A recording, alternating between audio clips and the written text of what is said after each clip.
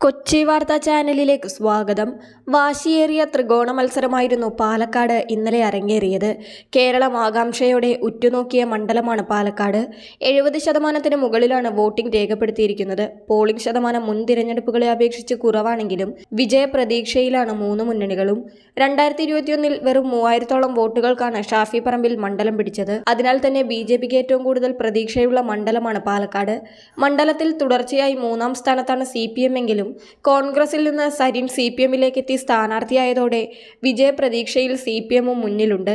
52 വാർഡുകളുള്ള നഗരസഭയിലാണ് മണ്ഡലത്തിലെ പകുതിയിലധികം വോട്ടുകളുമുള്ളത്. ഗ്രാമമേഖലയിൽ വോട്ട് കുറഞ്ഞതും നഗരസഭയിൽ മെച്ചപ്പെട്ട പോളിംഗ് നടന്നതും BJPക്ക് പ്രതീക്ഷ നൽകുന്നുണ്ട്. ലോക്സഭാ തിരഞ്ഞെടുപ്പിൽ കോൺഗ്രസ് തരംഗമുണ്ടായപ്പോൾ പോലും നഗരസഭയിൽ ലീഡ് നിലനിർത്താൻ കഴിഞ്ഞത് പ്രതീക്ഷയോടെയാണ് BJP ക്യാമ്പ് കാണുന്നത്.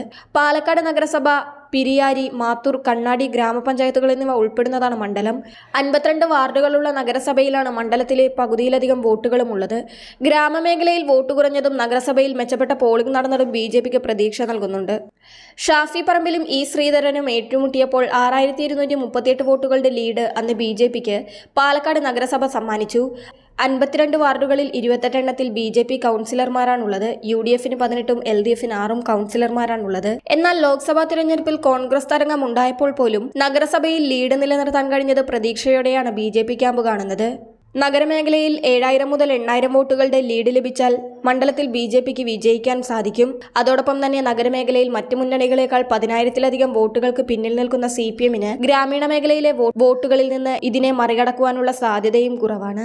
BJP ഭരിക്കുന്ന പാലക്കാട് നഗരസഭയിൽ ഏറ്റവും കൂടുതൽ പോളിംഗ് നടന്നതിനാൽ BJPക്ക് വലിയ രീതിയിലുള്ള വിജയപ്രതീക്ഷയാണിത് നൽകുന്നത്. കഴിഞ്ഞ തവണ നിസ്സാര വോട്ടുകളുടെ വ്യത്യാസത്തിൽ BJPക്ക് നഷ്ടമായ മണ്ഡലം ഇക്കുറി തിരിച്ചുപിടിക്കുമെന്നാണ് BJPയുടെ വിലയിരുത്തൽ.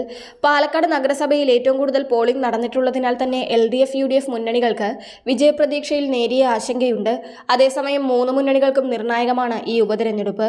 പലതവണ കൈവിട്ടുപോയ മണ്ഡലം തിരിച്ചുപിടിക്കുക എന്ന ലക്ഷ്യത്തോടെ LDFഉം സിറ്റിംഗ് സീറ്റ് നിലനിർത്തുക എന്ന ലക്ഷ്യത്തോടെ UDFഉം ഏറ്റവും കൂടുതൽ വിജയസാധ്യതയുള്ള മണ്ഡലത്തിൽ ഏതുവിധേനയും വിജയിച്ചു കയറുമെന്ന പ്രതീക്ഷയിൽ BJP നിൽക്കുമ്പോൾ അന്തിമ വിജയി ആരെന്ന് നവംബർ 23-ന് അറിയാം. കൂടുതൽ വാർത്താ അറിയിപ്പുകൾക്കായി കൊച്ചി വാർത്താ ചാനൽ സബ്സ്ക്രൈബ് ചെയ്യുക.